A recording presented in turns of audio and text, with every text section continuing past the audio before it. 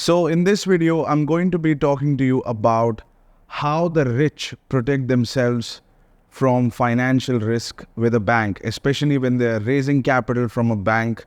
How do they protect themselves from risk? Uh, and how do they protect their assets, their personal assets? How do they protect their other company assets? Because the rich don't have typically one company, they have several companies. And it's kind of like a maze that nobody can get their hands on very easily. So they do set up this maze, for the government or for the bank that they cannot touch. And it gets very, very complex legally. So I'm going to be giving you a little bit of an overview of that and really giving you a picture of a conversation that I had with a very sophisticated lawyer. He's one of the top lawyers in UAE. To give you a perspective, he has advised on a $13 billion bank merger. He was in the law firm Linklaters.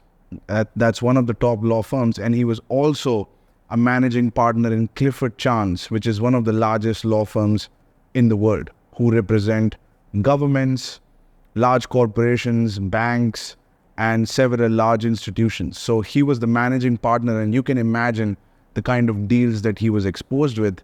I mean, he was the lawyer that the super rich trusted. And he's my business partner. He's also an advisor and a mentor. And I was just having a conversation with him on buying companies. And we had several acquisitions lined up, and then we were going to pursue these acquisitions. And then I sat down with him, and then he started to share with me this whole world of legal structuring.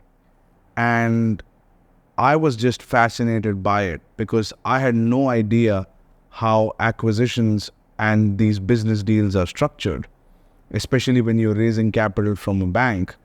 And I also learned from another one of my business partners who was a senior partner in PwC, PricewaterhouseCoopers, who was also a CFO of a $400 million company. And he also shared some structuring that I had no idea about. And a lot of the people, in fact, most people don't have idea about, because most people are not into buying companies, especially with raising money from a bank. And most people don't know how to raise money, and most people don't know how to raise it the right way. So this video is going to be about explaining how the legal structuring works in business and how do you protect your assets. So first of all, he educated me that there are several levels of doing business. You could do it in your name, which is the individual, or you could do it in the name of a corporation, and you could form multiple layers of companies, and it has various implications. So I wanted to raise some capital, and I asked him, this is the amount we need to raise. And he asked me a question, very strange question. Who is raising the capital, Prithvi? This capital that you want to raise, who is raising it? Is it you or is it the company? And I was like, I don't know. And he's like, it should be the company. You should not raise money on your name. You should raise it in the company, because that's for the purposes of a business, and it has limited liability when you raise capital on a company. I said, okay. And then he said, here is how we will structure acquisitions. And I said, go on. And he says, at the top, there's going to be a holding company, which is our company. We have shares from this company. And this company is formed to control interests in other companies. I said, okay. And then below this company, we will form one more layer of company. And I said, okay, why do we do that? And I'll explain why we do it in a second. And then below that will be the company we acquire. So we create this additional layer of company that acquires this company. So holding company acquires another company, which is a shell company, and the shell company acquires this company. And the financing sits on the middle. The financing is not at the top. Why? Here is the reason why. So our company was incorporated to do several acquisitions, one after the other, buying businesses one after the other. And every time you buy a business, you're raising capital. So the question is, where is exactly the capital raised? Is it raised at the top level? Is it raised in my name? Is it raised in the name of the company we are acquiring? Where exactly is the financing? And why this is important is because when the banks want to recoup their money, they will take over the assets of the company where the financing sits. If it's in my name, the bank would take my assets. If it's in the name of the holding company, all the assets that the holding company owns, they can take the loan back from any of these assets. Okay, if it's at the top level. If it's at the second level, the SPV, we call it special purpose vehicle. You incorporated an additional layer of entity just to make that acquisition.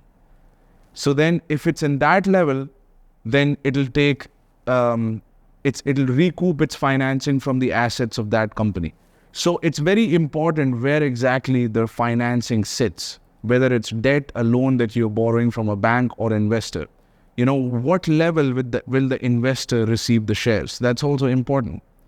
So I was like, that's interesting. And he said that for every single acquisition, we would form separate companies. And what happens is that, let's say you do 10 acquisitions, you do 10 deals, you buy 10 companies. If one of them goes bad, everything else will not get affected because the financing does not sit at the top level, which actually owns everything. It sits at a level below that, which acquires this company that has gone bad. So for every single deal, there will be a separate company, and for every single acquisition, the borrower will be a separate company. And that has a world of legal implications. There's a world of difference in legal implications and effects on your assets.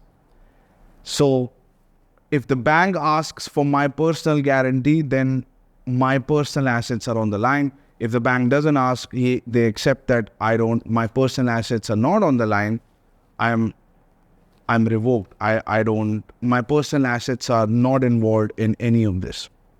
They're completely safe. And if the financing sits at a layer below the holding level, at the SPV level, then also the entire portfolio is not going to be affected. Only the company that is not able to pay the loan, only that company will go into bankruptcy. So this is what happens in a lot of the cases when someone like Warren Buffett or somebody super rich, they list one of their companies into bankruptcy, but they're still billionaires. How is that possible? Because there is a difference between a personal bankruptcy and a company bankruptcy. And there is no limit to how many companies you can form. So you could form, for every single project, you have a separate entity. And for every single deal that you do, you have a separate entity. So you have your entire risk diversified because you're operating through so many different vehicles. If one of the projects goes bad, for whatever reason, you're not able to meet the liabilities, you could just take this company, this little SPV, which is controlled by the holding company, and you can take it into bankruptcy, and you have still the remaining portfolio that the bank cannot touch. Now, oftentimes, the bank would want to cross-collateralize and mix everything up, but you got to fight to make sure that doesn't happen. And that usually happens when the deal is not good enough. So if you have a good deal, then you can do this structure and protect your assets. So that's the way the rich protect their assets, by forming multiple companies and having financing separate for each project. You don't want to mix each project. For example, there is a company called Majid Al Futtaim in UAE. It's one of the very, very large companies. It owns malls and various other shopping complexes. It's in the hotel business also. So they have a holding company, which is called Majid Al Futtaim Holding, and then you have got Majid Al Futtaim Restaurants, Majid Al Futtaim Hotels, Majid Al Futtaim Cars, and like you have different like divisions, right? And each of these separate companies have separate financial structure. So if one of the business is not working well, that is not going to affect the rest of the portfolio, because that particular business can be taken into bankruptcy. And even within that business, there are separate, facilities, separate locations, and all of those locations also will be in separate companies. So if someone has got, let's say Majid Al Futtaim Restaurants have got 15 locations, all of these 15 locations, it's possible that will be structured in separate companies. And all of these little companies may have separate financial structures. So essentially you have separated every single thing, and if there is one bad apple, it doesn't spoil the whole basket. You just remove that apple. And when I first heard about this, and it's okay if you don't understand everything, but when I first heard about this, I was like, what? You can get into business and you can protect your risk to this degree that you and the company is separate, and every single thing that you do is in a separate bucket, and one bucket doesn't affect all the buckets? That is just insane. That is crazy. And the bank does not have right over all of your assets, whether it's personal or all the business assets.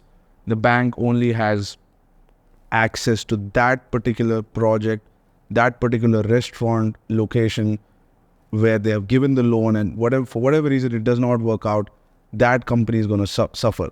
Assuming there is no cross collateralization, assuming that you are not have not provided a personal guarantee. If you do these things, then you're stupid, and then your personal assets are on the line, and you've cross collateralized, you've mixed everything up. Or worst, you raise capital at the holding level, which is a no-no. So that's what was advised to me in UAE, and I'm sure there are versions of this possible in every different country. You have to understand this is not a legal advice. This is something I'm sharing as a strategy with you. You got to verify it with a lawyer. You got to get your own advice, because every country, every jurisdiction, every city, every state has different laws. So you got to be in compliance. You got to get a lawyer. If you don't know how to get a lawyer, you reach out to me. I'll tell you how to get a lawyer, and as a part of my mentorship program. And you can protect yourself through these risks, and you can do things which are complex and big and beautiful, and you have to protect yourself, because if you are doing some things which are big, you got to take care of the risk. So that's the way that rich protect their assets. There are also tax strategies where the holding company is acquired by another holding company which is in a jurisdiction which is tax-free. It's in a tax-free jurisdiction. That company acquires this company has another layer of company, and this company acquires another company, and the financing sits here. And like this, there are 50 other companies that this holding company owns. And who owns the holding company? A trust somewhere in a tax-free jurisdiction, or another holding company in a tax-free jurisdiction. So there is tax strategy involved in this. There is legal maze involved in this. And when I sat down with the law firms and my lawyer, I was like, isn't that beautiful that most people don't know about this? And I'm sitting in this law firm, top law firm, and you guys are telling me about all of this wonderful stuff. So that's today's video, and I'll talk to you soon.